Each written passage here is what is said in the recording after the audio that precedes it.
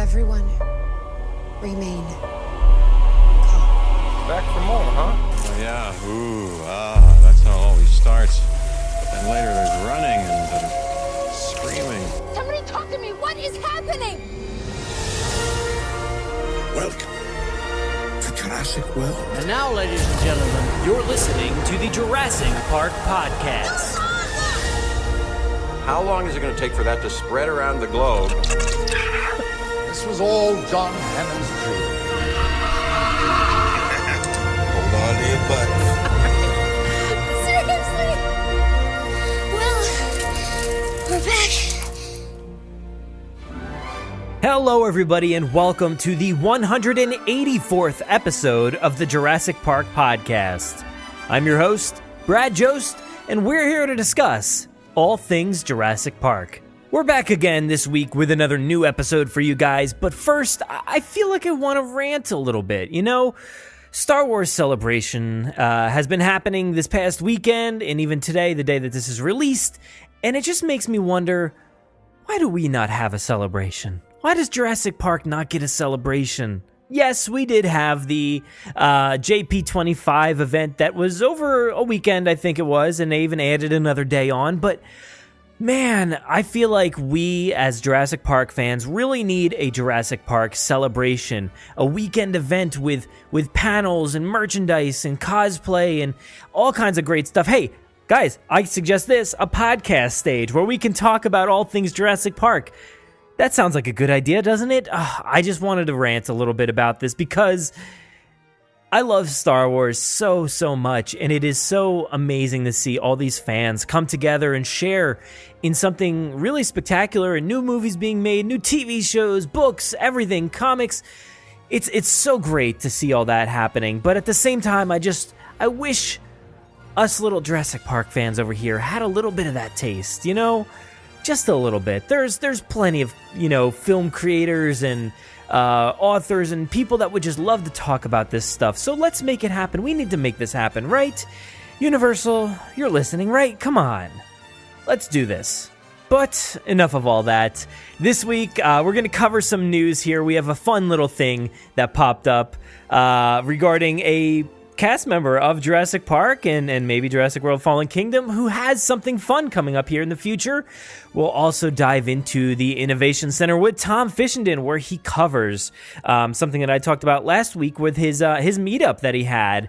This was actually back in March, so I know he references it early on in the episode that it just happened, I think, like last weekend, but guys, it was like a month or more ago.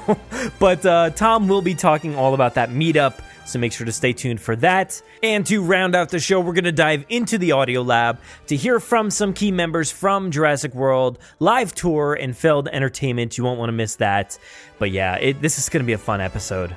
Now, before we get too far into the episode, I just wanted to cover a few things that have been happening on our end. Over on YouTube, last week we were covering a lot of the Jurassic World Live Tour content that we've been, cultivating on our end. And this week will be exactly the same. We have some more stuff to share with you guys. We also have a merchandise hunt coming your way, and also an unboxing from Tal, aka the Traveling Clad. He has a cute little item that I think you guys are going to love. And finally, at the end of the week, we're going to release the final installment of Tom Fishenden's series on Jurassic World Evolution, Building a Jurassic Dream. Now, he's been going at that for a long time. We have 10 episodes for you, so if you have not seen the other 9 episodes so far, go back on our YouTube channel. They are all on there, and the 10th installment will debut this Friday. So last week was also a big comeback week for us and myself. I was on several shows this week, or last week, in addition to this one. So we had 2 episodes last week of this show, and I was also on the Park Stop podcast with Alicia Stella and Ian Kaufman to discuss Jurassic Park in the theme parks around the world. So we had a great discussion about the past, the present, the future, everything in regards to Jurassic Park, what has been, how things could be better, and what's to come, of course. And that is a Patreon exclusive, so make sure to go follow the link in our show notes to join up with Alicia's Patreon to help fund all her amazing videos and podcasts and everything that she does, and just get some awesome content, because I know she's really ramping ramping up on that exclusive stuff, so make sure to go check that out. In addition to that, I was also on Victoria's Cantina Chatter podcast to discuss the brand new Star Wars The Rise of Skywalker trailer, which debuted at Star Wars Celebration, and Victoria was kind enough to ask me to come on and talk about that trailer because, as you guys know, in addition to Jurassic Park and theme parks, I love talking about Star Wars. And, I probably talk about it each and every episode here. But, she invited me on to talk about the full trailer, which, it's a short trailer, but there's so much to talk about. So make sure to go check out that because Star Wars trailers blow most trailers out of the water in terms of, history, excitement, pure hype for the upcoming movies, and they just really knock it out of the park. Hopefully Jurassic can do something like that for Jurassic World 3. That'll be amazing. But for now, head to the link in our show notes to check out Victoria's podcast on Star Wars, The Rise of Skywalker. Yeah, that was a pretty bad Emperor impression. I'm sorry about that. But anyway, I also rounded out that week with Clayton Fiority's YouTube channel. We discussed Jurassic World live tour in full. So basically, what you heard here on our podcast, we also discussed a lot of the details over on Clayton's YouTube channel. And you guys know Clayton Fiority, huge Jurassic Park YouTuber, so go check out his channel to hear all about Jurassic World live tour, my thoughts, his thoughts, and thinking about the future and what everything means. It's a lot of fun, and I know we had a great time discussing it. But man, honestly, it felt like a press tour last week, coming back with the podcast, and then I'm like on the news, I'm on the radio shows, I'm on all this stuff out there. That's what it felt like, a press tour coming back for Jurassic Park Podcast. So guys, we are back again this week, so why don't we get this episode kicked off with a bit of Jurassic news from around the world. 18 minutes and your company catches up on 10 years of research. Access me program. Access me security. These pictures were taken in hospital in Costa Rica 48 hours ago. I don't want to jump to any conclusions, but look. Boy, we hate being right all the time. But today, I guarantee it. All right, so I'm sure you guys all heard about this one, right?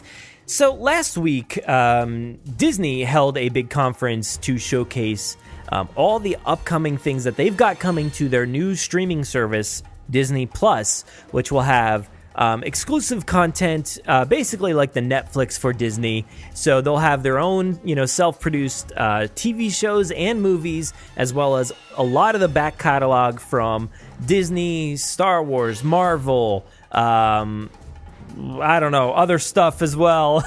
But one of the things that they revealed was a new show coming from Jeff Goldblum called The World According to Jeff Goldblum. What? That's the best thing I've ever heard. So Disney Plus has been revealed to, I think it's coming out November 12th as far as the platform is concerned. I don't know if that show is coming online that same day, but November 12th is when the platform is hitting the world. Or no, I'm sorry, not the world. There's great facts here for you guys, but it's hitting the United States at least. But it will be $6.99 to get that service, to access all that back catalog, as well as the new content as well. And when I saw that, I'm like, you know what? $6.99 is good enough for me to pay for The World According to Jeff Goldblum. So there is a little synopsis here, very short. It says, Jeff pulls back the curtain on a seemingly familiar object to reveal a world of astonishing connections, fascinating science, and a whole lot of big ideas. So honestly, listening to Jeff talk about anything is my idea of a good time. And I will pay $6.99 just for that alone and get loads of Disney content in addition to that show. I am so excited about that. Like when I was watching the live stream, because they had an investors day or whatever it was called, and it was very, very serious, a big spectacle as far as like showcasing all this stuff. And then I saw, as they were showcasing one of their little platform buttons that they have on the service, and that thing popped up. It said, The World According to Jeff Goldblum. I was like, oh my God, what is that? I need to watch that right now. That is incredible. And you guys know Jeff Goldblum is just a treasure to the world. So I am excited about that. And I'll try to include an image of that little picture that they had on their streaming platform there. So make sure to check that out in our show notes. Oh, there it is. There it is. If I don't innovate, somebody else will. Due to technical difficulties, all our exhibits are now closed. You are acting like we are engaged in some kind of mad science. And Zara here is going to take great care of you until I'm done working tonight, okay? Bigger, scarier, cooler, I believe is the word that you used in your memo. Any incidents? Yeah, 6 kids either lost and found, 28 down with heat stroke. All of this exists because of me. Just like taking a stroll through the woods 65 million years ago. Hello everybody, you are joining me, Tom, here today on the Jurassic Park Podcast, and today I am really excited to talk a little bit about the unofficial Jurassic World Evolution community meetup, which I organised in London and which took place this past Friday at the time of recording, which was the 8th, I want to say the 8th of March. Guys, I'm going to apologise, I'm really bad with dates. I always find it really hard. I was like 90% sure I wrote the wrong date in the sign-in book at the actual Natural History Museum. But yeah, no, it was the 8th. So, yeah, on the 8th of March, I had organised this unofficial community meetup to take place. We're going to go to the Natural History Museum, chill out for a little bit, see everything there, then maybe go and get some food afterwards, just go like that, really. So across the course of the weeks leading up to the event, I planned out a few activities, and I was also able to get in touch with the Natural History Museum. So Paul Barrett in particular, who is kind of in charge of the paleontology, like dinosaur lab section of the Natural History Museum, I was able to have some conversations with him, and that was really exciting because I was kind of like, hey, you know, I've got this meetup going on, I want to do something quite special, I want it to be memorable, I don't want it to just be another trip to the Natural History Museum, because as much as the Natural History Museum does hold its own weight, and it is an incredible attraction in London, I really felt like I wanted to do something else, so everyone who actually took the time out to come down, hang out with me, and hang out with everyone else, really got something that not everyone is going to get every day.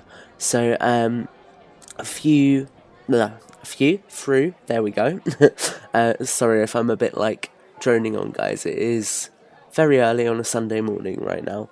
But yeah, so through a few conversations with him, we were able to organise for one of his postdoctorate students, so somebody who has completed their doctorate and is now a fully qualified doctor within the scientific field, Dr. David Button, to give our group a little bit of a talk on Jurassic Park, the science behind Jurassic Park, and it was really interesting.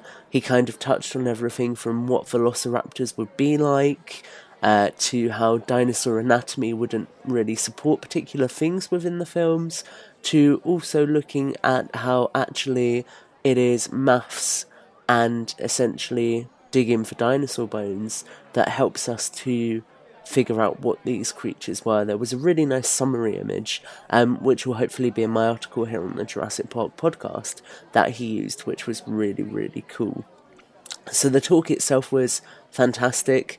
That took place right at the start of the meet, from 1:30 until 2:30, and I was really excited for that. I'd said up to 30 people could come, because that was how many people I had signed up on my Google Drive form. I wasn't really sure if that many people would come. I mean, I've done meets in the past where only a couple of people have come, so I was a little bit concerned, but actually we had an absolutely fantastic turnout, and a turnout which has honestly just made my week, maybe even my month or my year, you know? We had 20 people come and hang out and talk about Jurassic World Evolution and do stuff at the Natural History Museum. And as somebody who kind of feels like a lot of the time my love for Jurassic is shared particularly online, because a lot of my real life friends aren't necessarily as interested in it as I am. That was something which was really special. I got to meet a lot of really cool new people, and I feel like I've made quite a few new friends, and it was just really nice getting to hang out with some people, you know, have a laugh, talk about the game, talk about why we love Jurassic World so much, and it was really good. And one thing that was really special for me, actually, was I got to meet a guy who on Instagram is called No Rocksteady Toys, and he does like a ton of really, really cool Jurassic World toy stuff, so kind of like similar to the sort of stuff I do. He occasionally gets photos outside, but he also highlights a lot of the classic stuff, so he like takes a look at some of the Kenner figures, and me and him have been talking on Instagram for a while, so it was actually really nice getting to meet him. And not only did I get to meet him, but as a thank you for organising the meetup itself, he gifted me my first ever Kenner action figure, which is the rubber spitting Dilophosaurus. And honestly, I was absolutely overwhelmed by that, so that was really, really kind. And I really appreciate that. It was honestly something special, and it was really nice getting to meet someone who I've been talking to for a lot. And that was the case with other people as well. I had a few people from Twitter come, who I've spoke to for a while, a couple of people who listened to See Jurassic Right, which was really, really cool. So overall, it was just really, really nice getting to hang out and see so many new faces, so many friends I've made in the community before, and just really chill and have a good time. So after our talk, we then went off and did 2 activities. I set up Dinosaur Director, which was obviously inspired by the little competition that Frontier themselves ran a while back, which was basically go around the museum, get the most creative photos of dinosaurs that you can, and whoever gets the most creative photo wins. So we did that. And then we also did a good old go through the museum and see if you can identify how many dinosaurs from Jurassic World Evolution are actually at the museum. And that was quite fun, because people were like, oh, does it count if it shows up in a photo that's in the museum? Does it count if it's a statue? So that was quite fun, kind of playing around with the boundaries there a little bit. So that was really kind of all of that. And then after that, we all met up in a little cafe area where we were going to sit and do a quiz. So the winner for the Dino Director thing got a Attack Pack Blue. I bought a Mattel Attack Pack Blue. And then for the winner of the Dino list, I had a Pop Falcon. That's not right. A Pop Funko Sexy Malcolm figure, which they ended up with. So that was really cool. So they got those. Then we all sat down and did a Jurassic Park quiz, to varying degrees of success, I might add. Some people did point out that my grammar wasn't necessarily on point. You know, not gonna lie, I did kind of rush this quiz the night before. So there you go, now you know. But yeah, we did a quiz, and then it was really nice because we got to the end and people weren't confident that they were going to win, but actually we'd already planned, so there was enough stuff for everyone to take some Jurassic World Evolution merchandise home. So they got to take home the pins and also the lovely printed posters that Frontier have been giving out in competitions and things, so that was really nice. And on the subject of Frontier, actually, I do have to say a massive thank you to Brendan from Frontier, who is somebody who works actually quite closely on some of the game mechanics and things. I think he works on Rich Newbold's team. He came down and he was an absolute delight. He also bought me dinner after, which was really kind of him, and he was just really supportive of the event the entire time, which I appreciated. And I also got Stegs to come down as well, so Stegs 101, the community manager, and Stegs was great as well. Again, you know, really supportive, really down to earth, really engaged with everything that was going on as well. And it was really nice because both of them, just having them there, I think was really nice, because for a lot of people, they kind of didn't expect to have the opportunity to actually talk to somebody from Frontier. So it was really nice seeing a couple of people hanging back, talking to them a little bit, asking questions, and then actually really appreciating their time and thanking them for giving them a bit more insight when they left. That was really, really nice. And I actually appreciate the guys coming down a lot, because obviously they don't have to come down to these things. People can just organise meetups without, you know, Frontier having to come down, but they were really cool about it and they wanted to come down and support the event, and I really appreciate that. And actually, while we're on the subject of that, a large part of that is thanks to Bo. So obviously you guys will all already know Bo Merritt. If you don't, she is the absolutely amazing lead community manager at Frontier, and she was really, really good the whole time. She was really supportive in everything I wanted to do, in making sure that it was practical and that Frontier could supply prizes and things, and she was just really supportive the whole time, and she's always a really good sounding board whenever I've got ideas for things like this. So I really appreciate that. And Bo, if you're listening to this, thank you for that. That was, good as always. I know I'm always like, you guys do such a good job, but I do mean that, you do. And I really appreciate how much Frontier as a company really are invested in supporting these community initiatives. So that was kind of the day. We did all of that. Then we went our separate ways. A couple of us went and got dinner, and then, it went from there. But it was a really positive day. I had a fantastic time, and lots of the people who have come have told me they had a good time, which is great, because that's what I wanted. And I really now am thinking about doing another one. I don't know when it will be, because I am obviously coming to America in June for the lovely Jennifer Terrick's wedding, which is going to be very exciting, and I'm really looking forward to hanging out with a lot of my podcast buddies in real life for a little bit. But beyond that, we will see. I mean, we've still got August, we've still got September, so there's definitely scope to do something else. And one other thing I would like to highlight quickly as well is I know a lot of you out there were a little bit frustrated that this meet was on a weekday. Because it was just testing the water, I kind of thought it made more sense to do it on a weekday. The museum would be a bit quieter, we could do more. But considering the number of people who came on a weekday alone, I think doing something on a weekend is definitely something that I'm going to look into. And I've got a few ideas on where I would like to take these kinds of community meetups next. So it's definitely something that I'll look into in the future. But for now, guys, if you want to go and check out the article I've written up on the day, that should be available here on the Jurassic Park podcast. And if you've got any questions about the day, feel free to get in touch via Twitter, leave a comment on our website, do whatever. And as always, guys, really thank you profusely. I can't say that word. That really took away from the, genuineness there that I just mucked up that word. But honestly, thank you profusely, there we go, for all of your support with everything. If it wasn't for all of you constantly supporting everything I do, interacting on my different channels, interacting here on the Jurassic Park podcast, then I wouldn't be able to really do nearly as much as I do. So everyone always says, Tom, you do such a good job organising this and that, but actually that's not true. It's you guys supporting me that makes it all possible, so really it's down to you. So thank you so much from the bottom of my heart for all your support, not just here on the podcast, but on Twitter, on Instagram, and everywhere else, because I would not be doing all these amazing things without you, and I really appreciate these opportunities. So yeah, guys, thanks for listening in. I've probably rambled on a little bit, but I really appreciate your time.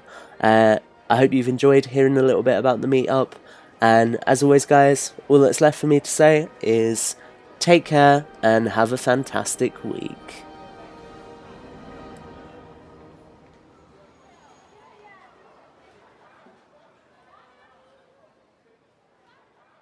Hold your fire! Do not fire! God creates man. Man destroys God. Man creates dinosaurs. Boy, I hate being right all the time. We're gonna have to drop the can! Are you ready? 1, 2,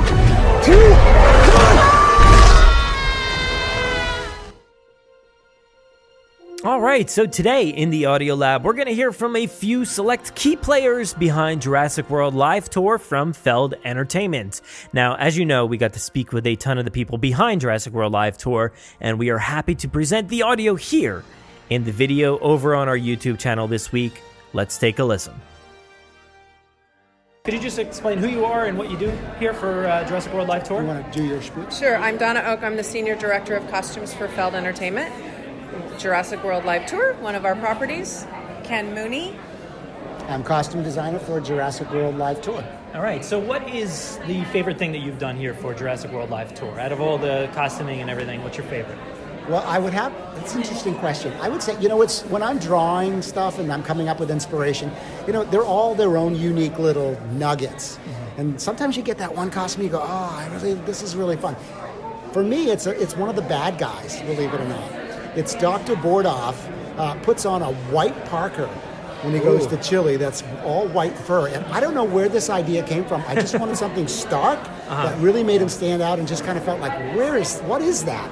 And that choice in my mind was like, God, I hope everybody likes this, because I love it. And they did. They actually really like that idea. So you never know what you're going to love, but that was a moment I just went, this feels right. That's it. Yeah. How about you? I'm fortunate. My role is to sort of navigate the whole process and get all the components together and work with the producers and the costume designer and deal with the budget. But I think my favorite thing, just because I'm a costume designer in my core, was going to Universal costume storage and digging out the ACU and really looking at the pieces and making sure that we got it 100% accurate. Nice. Yeah. So I'm going to ask you a joint question here.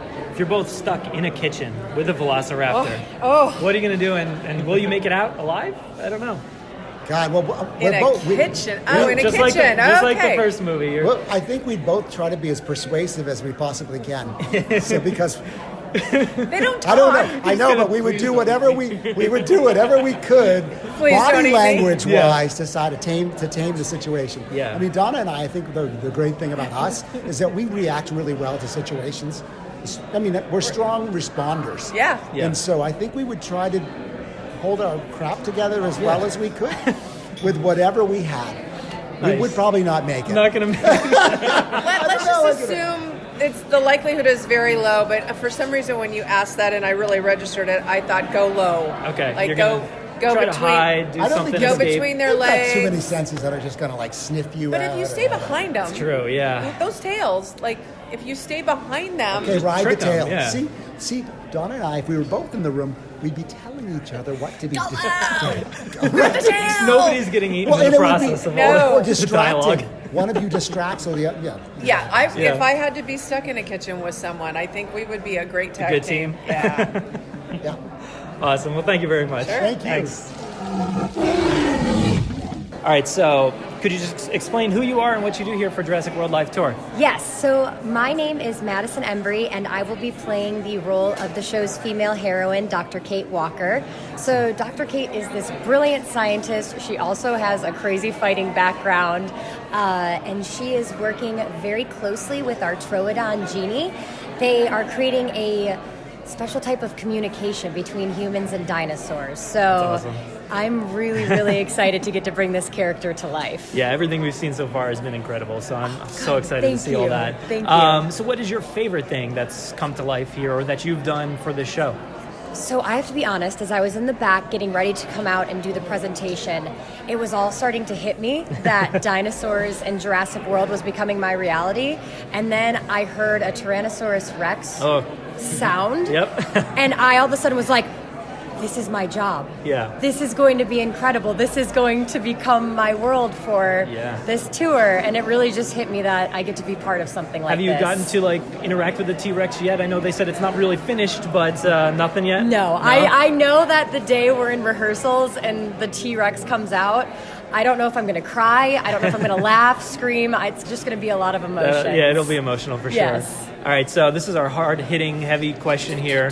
If you're stuck in a kitchen with a velociraptor, what would you do, and would you make it out alive? It's hard, I know, right? You gotta think.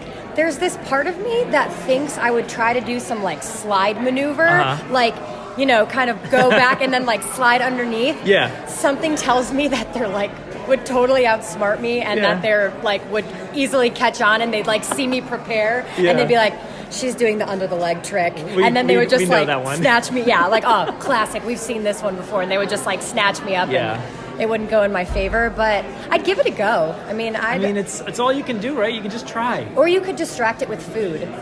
Okay. But I feel like it would also be like, oh, she's distracting me with food. Or like... It'd be like a banana. I'd grab like a banana from like, the side and be like, take it. And then she'd be like, oh, it's the food trick. I know this one too. So I don't know. Well, I wish you luck Thanks, with everything. Right? Thank you so much. Thank you so much. All right, so could you just say who you are and what you do here for Jurassic World Live Tour? Sure. I'm Corey McCourt. I'm the project manager for Scenic. Okay. And what is your favorite aspect of the live tour? Or something that you've done, or just overall? Anything out there? I think I keep going back to the T-Rex because it blows me away every time. I imagine, She is my favorite. I'm super excited to see her out in motion. I'm super excited for the chance to drive her. I can't wait for that. It's just like, come on, finish her already. But yeah, she's amazing. All the dinosaurs really are. You get to see the demonstration with Blue and Jeannie and the emotion that they bring, but just her for the size, when I go check in with her. Yeah. Have you ever wrangled anything that big before? No. I mean, it's like, how often do you come across stuff like that? You don't see anything like that. No. I mean, I've seen elephants, you've seen rhinos, right? But I mean, that's kind of tame compared to 42 feet long. All right, so this is our big question here. It's very tough, I think. If you're stuck in a kitchen with a velociraptor, would you make it out alive, or no, what would you do? I'd be eaten immediately. I would most likely cry. You just see it, and you're just like, no. I would not make it out. I don't think. I think the velociraptor would win. Okay, yeah, that's fair. That's fair. Yeah, I want to be honest. I want to be honest. I mean, I'd be like, oh no, I'd fight it off. It's no. After you stand next to Blue, you're like, nope, you're lunch. Well, thank you very much. That was awesome. Great to talk to you guys. Again, thank you so much to everybody over at Feld. It was so great to speak with everybody and learn much more about this project and get some fun responses on the Raptor Kitchen question. You guys know that's my favorite question to ask. So stay tuned next episode where we'll hear from even more people at Feld Entertainment and Jurassic World Live Tour.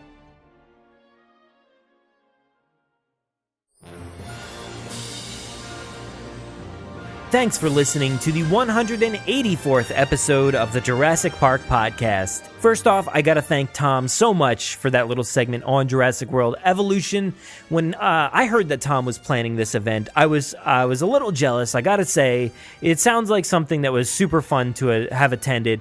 And, with Frontier being over there in the UK, that was such a great idea to hold that event, bring community members out there, play some games, do some fun presentations and all that stuff. So again, I was super jealous that happened. I am so thankful that Tom got to run that event with the people at Frontier and just have a great time with the other community members. So again, Tom, thank you so much for that little segment, and I'm sure we will hear from you again soon here on the podcast. Again, let's give a big round of applause to everybody at Feld Entertainment. And like I said, we have so much more content coming this week. On our YouTube channel, we'll have a great look at the props, the dinosaurs, the way they're made, and all that stuff coming to our YouTube channel, and even more of these quick hit responses that you heard here on the podcast first. So make sure to check those out over on our YouTube channel later on. And as I said last week, we want to continue to spotlight you guys for reviewing us on iTunes. We really, really appreciate all the love and support over on iTunes. It really helps us get rated and, make people understand that, hey, this is a good show that you should be listening to, right? I mean, you agree, don't you? Well, at least In the Loop Kenny does here. Thank you, Kenny, for writing a review. It says, "Dinosaur soup for my soul. One of my favorite pastimes is to put on the newest episode of the Jurassic Park podcast while eating a nice bowl of tomato soup. However, it is the utmost importance that you'll fill the soup with Cheetos and pretend you are snacking on dinosaur bones. Hold on to your butts because it is a carnivorous experience that will change your life." Kenny, I don't even know what that was, but thank you for the 5-star review, and man, do I really appreciate that. That's a great one. Nobody said you had to keep these things serious. You could write whatever you want in there. As long as we get that 5-star review, I don't care if it's about soup. That doesn't matter. Whatever. You can make it about bread. You can make it about soup. It's all good to me. Next up, we have here another one from Tayrex8472. Thank you, Tayrex, for writing a review. This one is titled Jurassic Heaven. And it says, love Jurassic Park, and there's nothing better than spending an hour a week, oftentimes more, with fellow Jurassic nerds. Love this podcast. Keep it up. Thank you, Tayrex. That is awesome. And I know we are sometimes a little bit over an hour, but we're trying to reel it in for you guys and make it a little bit more manageable here and there. Maybe not every episode will be 2 hours like it really was getting. I think at the end of our initial run before the hiatus, we were like 2 hours every episode, it felt like. And man, that was a lot to produce, a lot to talk about, and a lot to listen to, I'm sure. I don't know. Could I listen to 2 hours of that? Maybe. I don't know. I guess I do listen to 2 hours of other podcasts, so I guess it really doesn't make that big of a difference. But again, thank you, Tayrex, for writing that review. And that's all we're going to cover this week. There's a lot more on there.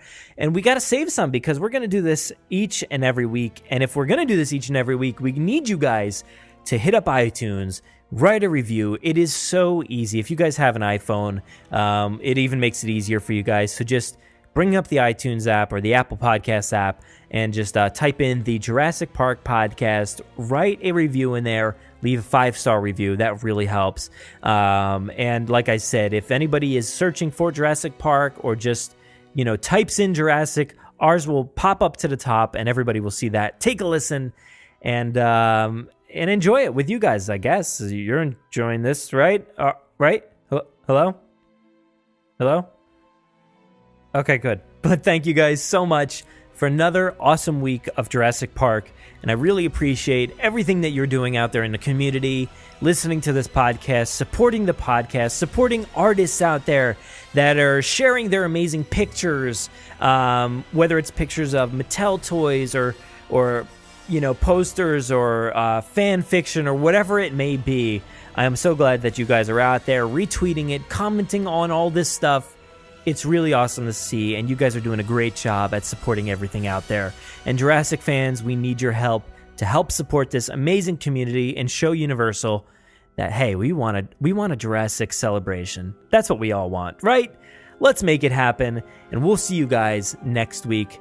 Let's hear the outro. Saddle up, let's get this movable feast underway. Please give us a follow on Twitter at Jurassic Park Pod, and myself at Brad Jost. Also on Facebook and Instagram at Jurassic Park Podcast. Don't forget to join the Jurassic Park Podcast group on Facebook.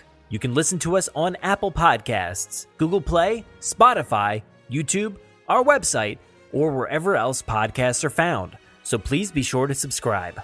Also, don't miss our toy hunts and reviews, in-depth bonus content, live streams, gameplay, events and theme park coverage, and so much more on our YouTube channel. If you haven't already, please leave us a 5-star review on Apple Podcasts. We will read your reviews at the end of every episode, so please be sure to spare no expense. Don't miss us on the web at JurassicParkPodcast.com, where you'll find today's episode show notes, wonderful articles, bios from our contributors, and so much more. If you want to get a hold of us, you can fill out the contact form on our website or email us, JurassicParkPod@gmail.com. We're always looking for new segments, contributors, mailbag submissions, or anybody who just wants to say hello. Feel free to call our voicemail line at any time to leave us a message. That number is 732-825-7763. Thanks for listening, and enjoy.